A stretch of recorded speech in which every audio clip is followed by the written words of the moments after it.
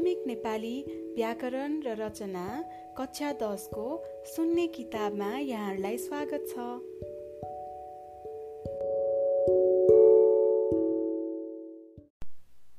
अबबाट हामीहरू रचना खण्डमा पुगेका छौँ।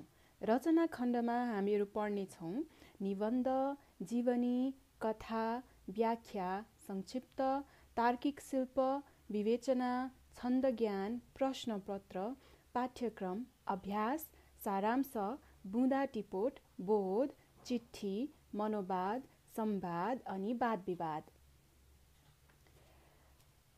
रचनाको एकाइ नम्बर 1, पाना नम्बर 166। बोध 1। बोधको परिचय। सामान्यतः बोध भनेको बुझाइ हो, तर यहाँको बोधको अर्थ त्यतिमा मात्र सीमित छैन। यहाँको बोधले लिखित रूपमा दिइएको अनुच्छेदको गहन अध्ययन गरी संक्षिप्त एवं सान्दर्भिक जवाफ दिनु भन्ने अर्थ बुझाउँछ। छोटो समयमा गहिरो विषयवस्तुको मार्मिकता पहिल्याउनु र खँदिलो र पूर्ण उत्तर दिनु बोध हो। यसले व्यक्तिको तत्कालीन बोध क्षमता र बाह्य प्रकटीकरण गर्ने शक्ति दुवैको एकैचोटि परीक्षण गर्छ। त्यसैले बोधमा शब्दको अर्थ लागेर वा वाक्यको भाव बुझेर मात्र हुँदैन, समग्र पाठको आशय खिच्न पनि जान्नुपर्छ।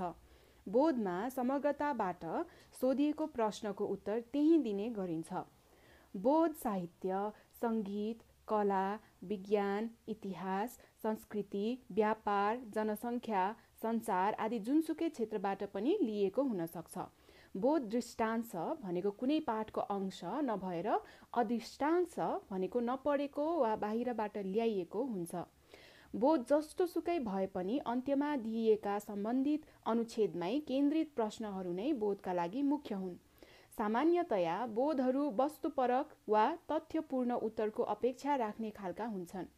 ती अनुच्छेदहरू विचार प्रधान र सघन हुने हुनाले यहाँ व्यक्तिको छनौट तथा मूल्याङ्कन शक्तिको पनि परीक्षा हुन्छ। बोधमा विषयगत, व्याकरणगत वा शब्दार्थगत विभिन्न खाले प्रश्नहरू सोधिन्छ। यसका अतिरिक्त शीर्षक दिनुपर्ने वा अनुच्छेदमा केन्द्रित भाव खिच्नुपर्ने प्रश्नहरू पनि हुन सक्छन्। 2. बोध प्रश्नको उत्तर दिँदा ध्यान दिनुपर्ने कुराहरू। 1.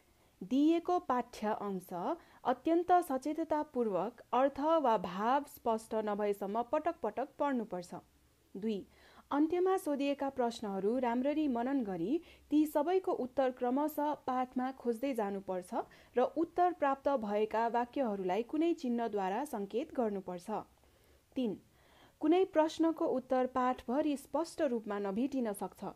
यदि त्यस्तो भएमा सम्पूर्ण पाठको भाव मनन गरी आफै त्यसको छरितो उत्तर तयार पार्नुपर्छ। 4. दिइएको पाठ आफूले जतिसुकै जानेको वा बुझेको भए पनि उत्तर लेख्दा सम्बन्धित अनुच्छेदमा नै केन्द्रित हुनुपर्छ। आफ्नो विद्वताका आधारमा उत्तर लेख्नु हुँदैन। 5. प्रश्नको उत्तर प्राय त्यही पाठमा हुन्छ र उत्तरमा त्यहीका शब्दहरू पनि प्रयोग गर्नुपर्छ, तर पाठको वाक्यलाई हुबहु सार्न हुँदैन। 6. उत्तरमा मौलिकता हुनुपर्छ, तर विभिन्न उदाहरण दिने र व्याख्या गर्ने काम भने हुनु हुँदैन। 7. प्रश्न जुन काल, पक्ष, लिङ्ग र आधारमा छ, उत्तर पनि त्यसैमा हुनुपर्छ। 8. अर्थ लेख्न दिइएका रेखाङ्कित शब्दहरूको अर्थ लेख्दा शब्दकोशमा मात्र ध्यान नदिई त्यहाँको सन्दर्भलाई पनि हेर्नुपर्छ। 9. वाक्यमा प्रयोग गर्न दिएका पद वा पदावलीहरू छन् भने तिनको अर्थको सन्दर्भ विचार गरेर मौलिक वाक्य निर्माण गर्नुपर्छ। पाठको वाक्यलाई हुबहु सार्नु हुँदैन। 10. पाठ्य अंशको शीर्षक राख्नुपर्ने भएमा समग्र भाव समेट्ने गरी शीर्षक दिनुपर्छ या त्यसैभित्रको भाव समेट्न सक्ने कुनै अंशलाई शीर्षकका रूपमा राख्न पनि सकिन्छ। शीर्षक सकेसम्म पदमूलक वा पदावलीमूलक हुनुपर्छ, वाक्यमूलक हुनु हुँदैन। 3. दृष्टांश बोधका केही नमुनाहरू। नमुना 1. 1 नम्बर तल दिएको गद्यांश पढी सोधिएका प्रश्नहरूको छोटो उत्तर दिनुहोस्। लक्ष्मणलाई अझै निन्द्रा परेन। उनका मनमा आफ्ना बाल्यकालदेखिका एक घटनाहरू ताजा भएर आए। उनले आफ्ना दाजुभाइ राम, भरत र शत्रुघ्नसँग खेल्दै बिताएको बाल्यकाल सम्झे। दाजुभाइ मिलेर लेखपढ गरेको, बाण हान्न सिकेको, घोडा चढ्न सिकेको अनि जङ्गल जङ्गल चहारेको सम्झे। दाई रामचन्द्रले जनकको दरबारमा रहेको शिवधनु सजिलै उचालेर सीतासँग बिहे गरेको सम्झिँदा उनलाई आनन्द आयो। उनले आमा सुमित्रा र पत्नी उर्मिलालाई सम्झे। राम सीतासँगै वनवास आएको, सीताको अपहरण भएदेखि हालसम्मका घटनाहरू त झन् उनको सम्झनामा नआउने कुरै भएन। यसरी लक्ष्मण आफ्नै विगतका स्मृतिमा हराइरहेका थिए। टाढा कतै कुखुरो बासेको सुनियो। लक्ष्मण जुरुक्क उठेर लक्ष्मण जुरुक्क उठेर नित्यकर्मतिर लागे। उनी सँगसँगै विभीषण पनि उठे। अब यसको प्रश्नहरू छ। कमा प्रस्तुत अंशमा लक्ष्मणका को आफन्तको सम्झना गरिएको छ? ख निन्द्रा नलागेपछि लक्ष्मणले के कुरा सम्झिए? ग माथिको अनुच्छेदबाट अधिकरण कारकको प्रयोग भएको कुनै वाक्य पहिचान गरी टिप्नुहोस्। घ टाढा कतै कुखुरो बासेको सुनियो। लक्ष्मण जुरुक्क उठेर नित्यकर्मतिर लागे। यी दुई वाक्यलाई एउटै संयुक्त वाक्यमा परिवर्तन गर्नुहोस्। ङ माथिको अनुच्छेदमा प्रयोग भएको विगत शब्दको विपरीतार्थक शब्द पत्ता लगाई दुवैलाई वाक्यमा प्रयोग गर्नुहोस्। अब यसको उत्तरहरू पनि दिइएको छ। क को उत्तर है। प्रस्तुत अंशमा लक्ष्मणका दाजुहरू राम र भरत, भाइ शत्रुघ्न, भाउजू सीता, आमा सुमित्रा र पत्नी उर्मिलाको सम्झना गरिएको छ। ख निन्द्रा नलागेपछि लक्ष्मणले आफ्ना दाजुभाइहरूसँग बिताएको बाल्यकाल, दाजुभाइ मिलेर लेखपढ गरेको, बाण हान्न र घोडा चढ्न सिकेको, रामले शिवधनु भाँची सीतालाई बिहे गरेको, आमा सुमित्रा र पत्नी उर्मिला तथा दाजुभाइसँग वनवास गएको जस्ता कुराहरू सम्झिए। ग लक्ष्मण आफ्नै विगतका स्मृतिमा हराइरहेका थिए। घ टाढा कतै कुखुरो बासेको सुनियो अनि लक्ष्मण जुरुक्क उठेर नित्यकर्मतिर लागे। ङ विगत भनेको मान्छेलाई विगतको सम्झनाले सताइरहन्छ। आगत यसको शब्द चाहिँ हाम्रो विगत सङ्घर्षमय छ भने आगत सुखद हुन्छ। अब नमुना नम्बर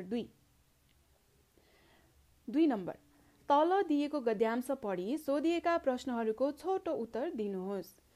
थाङ्काको सुरुवात 10औं शताब्दीतिरबाट भएको मानिन्छ। त्यति बेला नेपाल र तिब्बतका बीचमा स्वतन्त्र रूपमा आवत जावत हुन्थ्यो। सोझो व्यापारिक सम्बन्ध थियो। नेपालीहरू तिब्बतमा व्यापार व्यवसाय मात्र होइन, घर गृहस्थी गरेर बस्थे। त्यति बेला नेपाल तथा तिब्बतका बौद्ध मार्गीहरूमा कपडामा लेखिएको देवी देवताको पूजा गर्ने चलन थियो। पहिले सामान्य कपडामा सामान्य रूपमा चित्र लेख्ने गरिन्थ्यो। पछि त्यसलाई टिकाउ र कलात्मक बनाउन थालियो। त्यही टिकाउ र व्यवस्थित बनाउने क्रममा थाङ्का जन्मियो। तिब्बत र चीनमा नेपाली कलाकारहरूलाई झिकाएरै कला सृजना गर्न लगाइयो। त्यसैले नेपाली कलाकारहरूले तिब्बत र चीनमै गएर पनि थाङ्का लेख्न थाले। पछिल्लो समयमा थाङ्का नेपाल, तिब्बत र भुटान सहितको हिमाली बौद्ध मार्गीहरूको पहिचान बनेको छ। अब यसको प्रश्नहरू। क थाङ्काको विकास कसरी भएको हो? ख अहिले थाङ्काको के कस्तो महत्त्व रहेको छ? ग माथिको अनुच्छेदबाट कर्ता कारकको प्रयोग भएको कुनै वाक्य पहिचान गरी टिप्नुहोस्। घ नेपाल र तिब्बतमा फेरि दोहोऱ्याउँछु। नेपाल र तिब्बतका बीचमा स्वतन्त्र रूपमा आवत जावत हुन्थ्यो। सोझो व्यापारिक सम्बन्ध थियो। यी दुई वाक्यलाई एउटै सरल वाक्यमा परिवर्तन गर्नुहोस्। ङ माथिको अनुच्छेदमा प्रयोग भएको कपडा शब्दको पर्यायवाची शब्द पत्ता लगाई दुवैलाई वाक्यमा प्रयोग गर्नुहोस्। अब यसकै उत्तरहरू छ। क को उत्तर नेपाल र तिब्बतका बौद्ध मार्गीहरूले पहिले कपडामा देवी देवताका चित्र कोरेर पछि टिकाउ र कलात्मक बनाउँदै जाने क्रममा थाङ्काको विकास भएको हो। ख पछिल्लो समयमा थाङ्काको महत्त्व नेपाल, तिब्बत र भुटानका बौद्ध मार्गीहरूको समेत पहिचानका रूपमा विकसित भएको छ।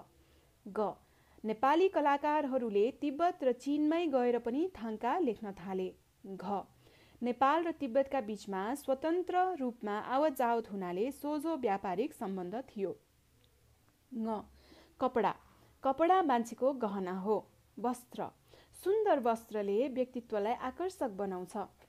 अब हामी पान्ना नम्बर 169 मा पुग्यौं। अब यहाँनिर विशेष अभ्यासहरू लेखिएको छ।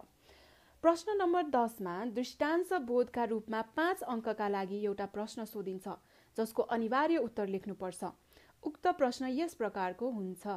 कुनै गद्यांश दिई निम्न बमोजिम 5 वटा प्रश्न सोध्ने। क पाठमा भनेको गद्यांश आधारित भई एउटा तथ्यपरक र अर्को अनुमानात्मक गरी 2 प्रश्न सोध्ने। ख कारकहरूमध्ये कुनै एक कारक र विभक्ति प्रयोग भएको वाक्य पाठ गद्यांशबाट खोजेर लेख्न लगाउने। ग पाठ अथवा गद्यांशमा प्रयोग भएका सरल, संयुक्त वा मिश्र वाक्यलाई सरल भए मिश्र वा संयुक्तमा, मिश्र भए सरल वा संयुक्तमा र संयुक्त भए मिश्र वा सरलमा परिवर्तन गर्न लगाउने। घ अनुच्छेदबाट विपरीतार्थी, पर्यायवाची र अनेकार्थी शब्द पहिचान गर्न लगाउने र त्यस शब्दलाई वाक्यमा प्रयोग गर्न लगाउने। तल दिएको गद्यांश पढी सोधिएका प्रश्नहरूको छोटो उत्तर दिनुहोस्। यो चाहिँ 1 नम्बरको अभ्यास हो। रुइतले तिलगङ्गा आँखा अस्पतालको स्थापना र रुई टेक्नोमीको आविष्कार गर्नुभन्दा पहिले नेपालमा कुल जनसङ्ख्याको करिब 0.8% मानिसमा दृष्टिविहीनताको समस्या थियो भने अहिले 0.4%मा झरेको छ। नेपालले आँखा उपचारको पहुँच ठाउँ ठाउँमा पुर्याएको छ भने आँखा स्वस्थ राख्न जनचेतना फैलाउने काम पनि गरेको छ।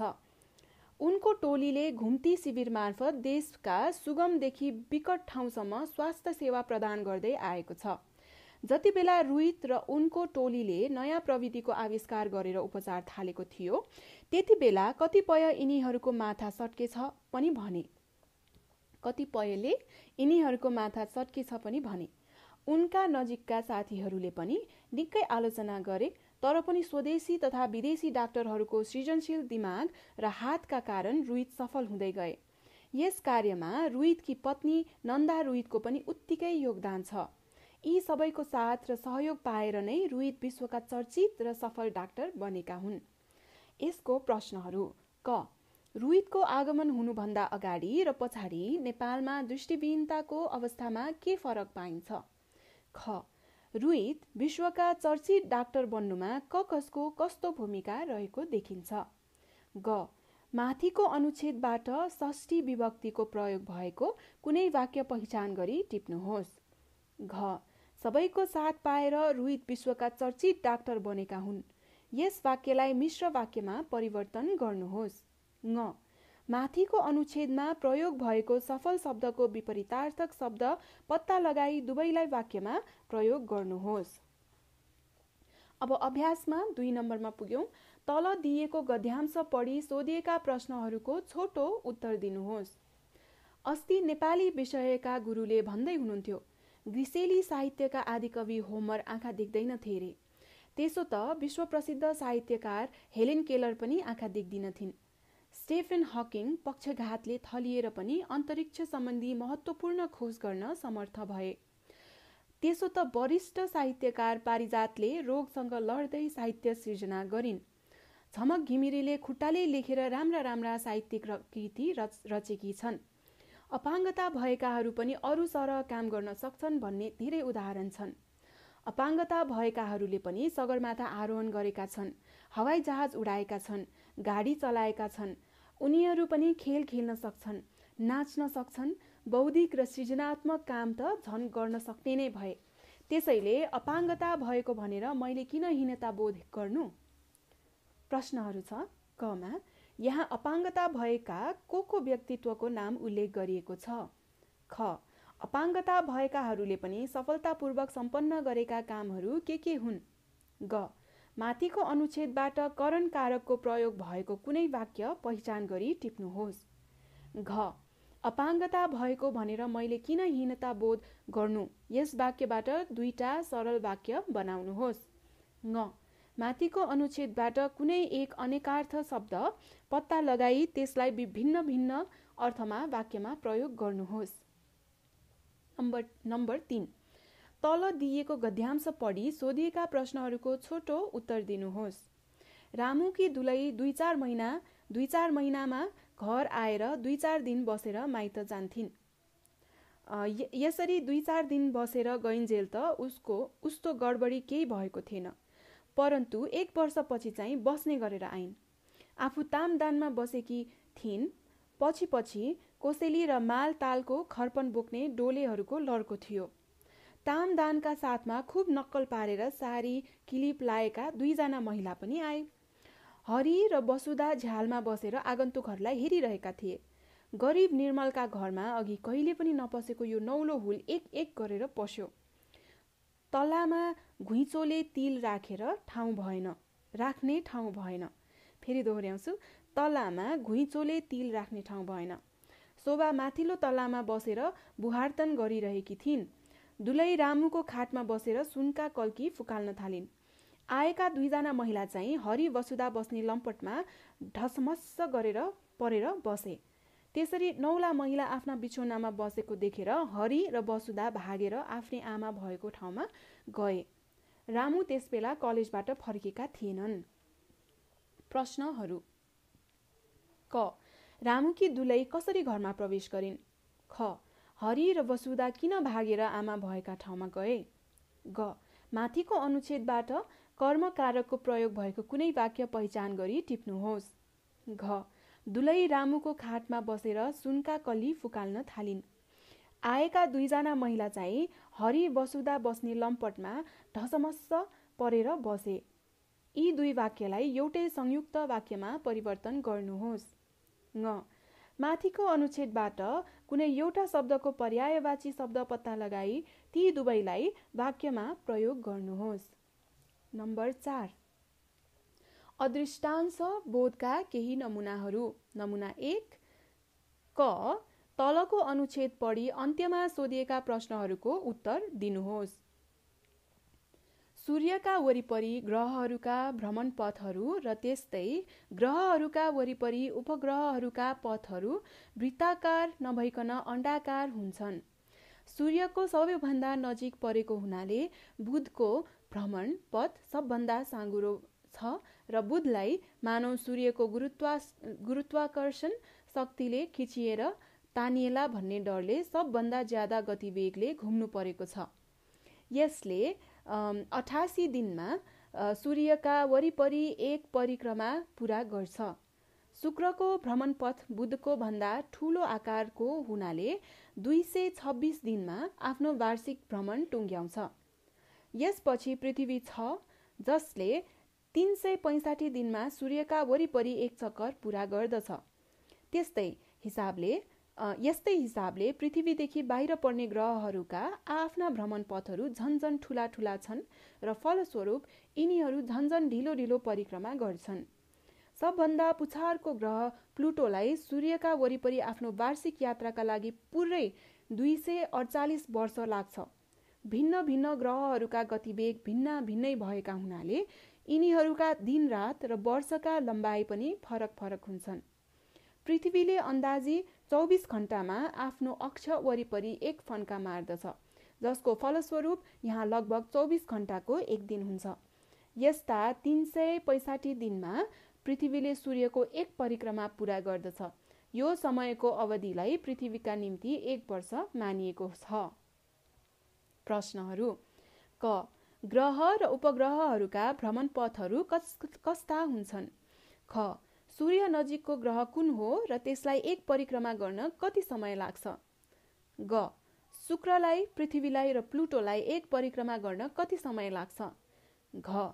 पृथ्वीका निम्ति 1 वर्षको अवधि कसरी मानिएको हो? ङ.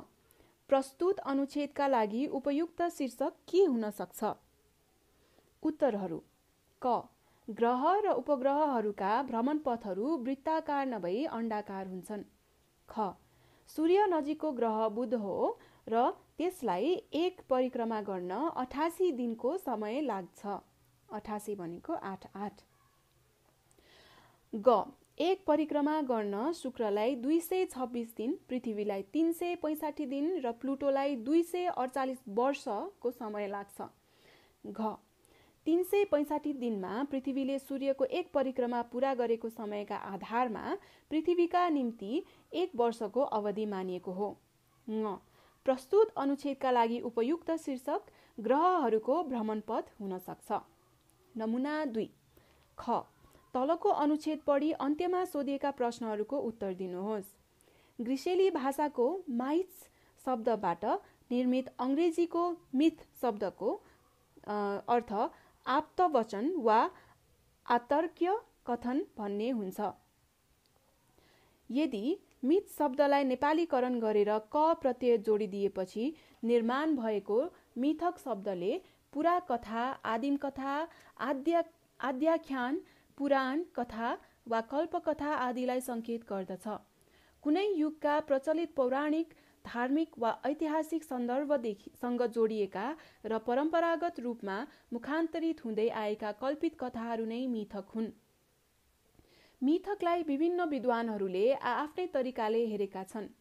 फिलिप व्हिलराइटले सम्पूर्ण मानवका समग्र अनुभवहरूको अभिव्यक्तिलाई मिथक मानेका छन् भने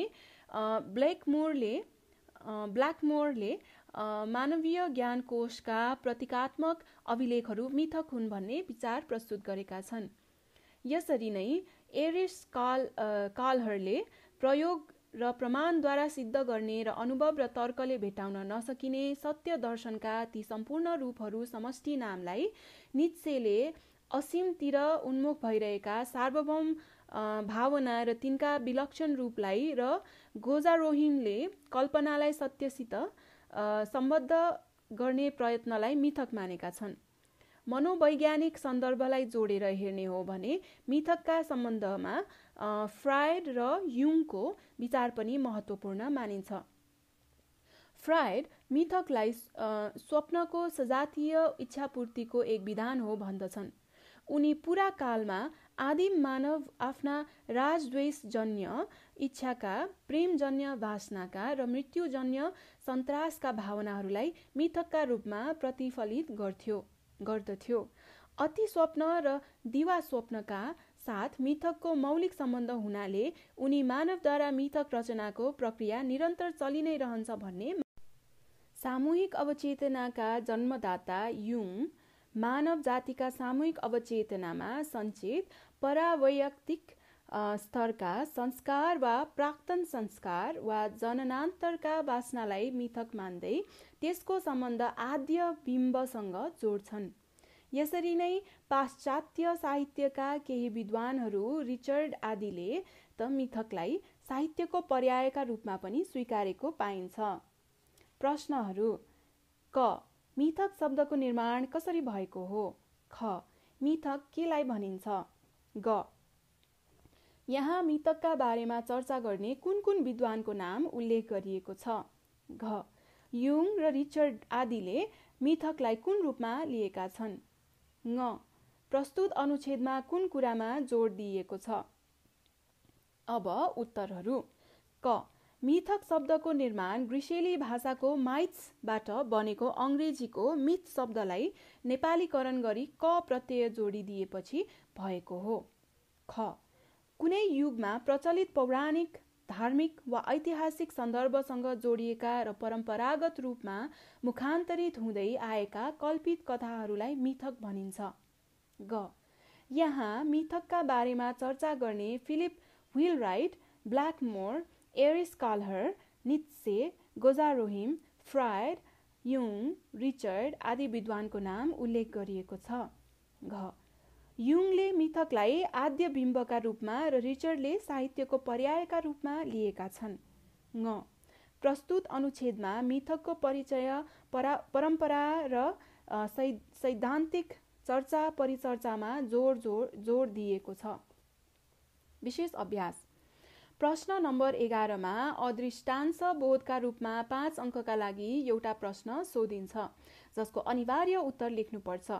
उक्त प्रश्न यस प्रकारको हुन्छ: गद्य विधाबाट बढीमा 150 शब्दसम्मको अनुच्छेद दिई 1 वा 2 वाक्यमा उत्तर आउने तथ्यपरक, सन्दर्भबोधक, प्रक्रियाबोधक आदि 5वटा प्रश्न सोध्ने। क. तलको अनुच्छेद पढी अन्त्यमा सोधिएका प्रश्नहरूको उत्तर दिनुहोस्। शिकारी चराहरूको हेर्ने शक्ति मान्छेको भन्दा धेरै राम्रो र तीक्ष्ण हुन्छ। एउटा बाजले 1000 मिटर परैबाट एउटा बसिरहेको परेवालाई सजिलै देख्न सक्छ भने अझ यो उडिरहेको बेलामा त 1600 मिटर परैबाट त्यसलाई देख्न सक्छ।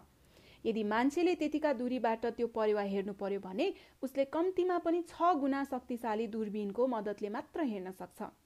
यसको तुलना कुकुरसँग गर्ने हो भने कुकुरको हेर्ने शक्ति अति कम हुन्छ।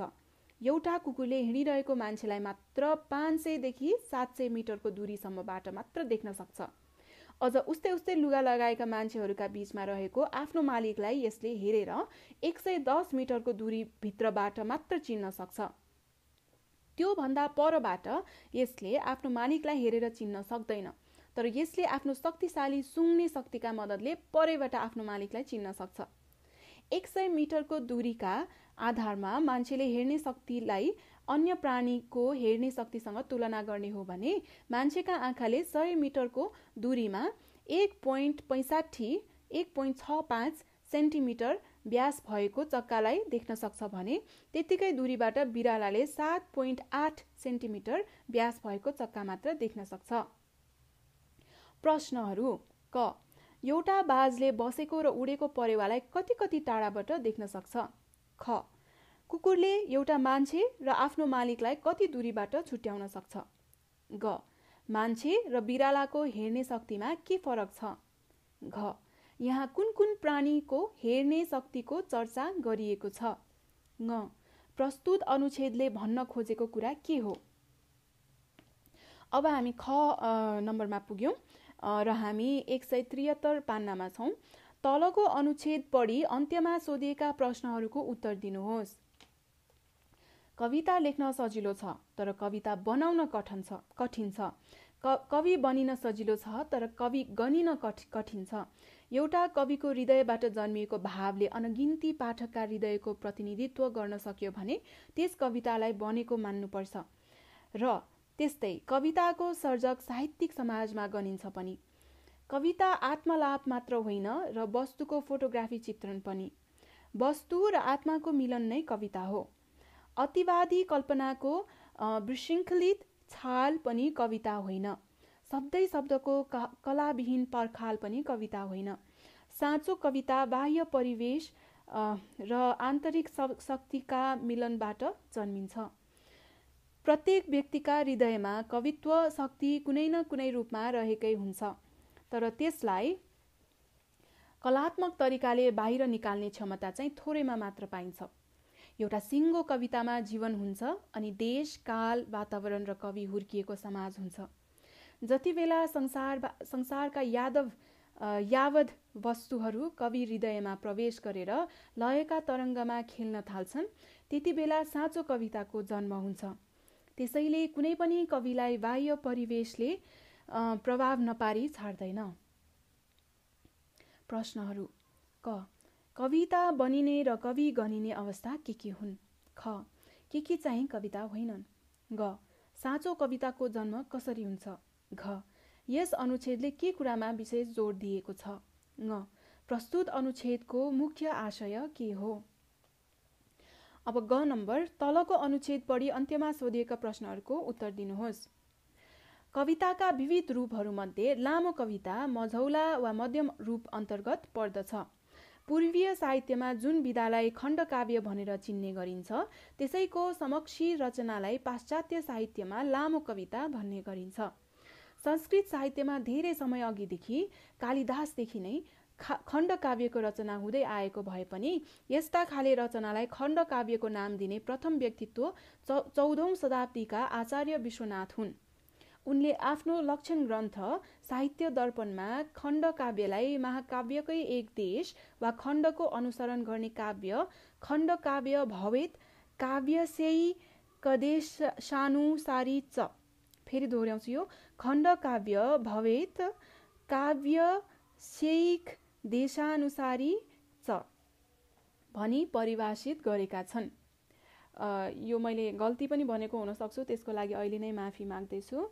यो नै पूर्वीय साहित्यमा खण्डकाव्यको पहिलो परिभाषा हो। पाश्चात्य साहित्यमा भने लामो कविताको जन्म 20औं शताब्दीमा मात्र भएको पाइन्छ। अङ्ग्रेजी साहित्यका प्रसिद्ध कविद्वय टी.एस. इलियट र डब्ल्यू.बी. येट्स का कविताहरूबाट यस्ता खाले रचनाको थालनी भएको मानिन्छ।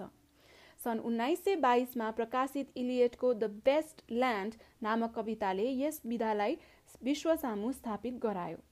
यसपछि भने यसको व्यापकता क्रमशः बढ्दै गयो र यो विधा लगभग सबैतिर फैलिन थाल्यो। नेपाली साहित्यमा भने 2021मा प्रकाशित मदन रेग्मीको आँजा जुझे पहाड र घाउको आँखालाई पहिलो लामो कविता मानिन्छ।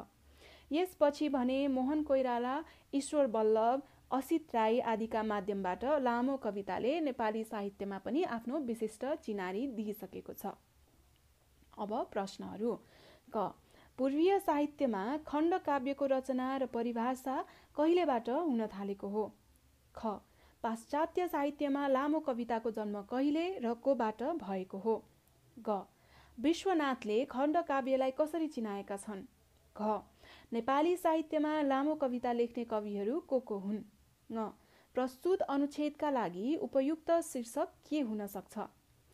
अब हामी एकाइ नम्बर 1 को अन्त्यमा पुगेका छौँ, पान्ना नम्बर 174। अब एकाइ नम्बर 2 मा फेरि भेटौँला।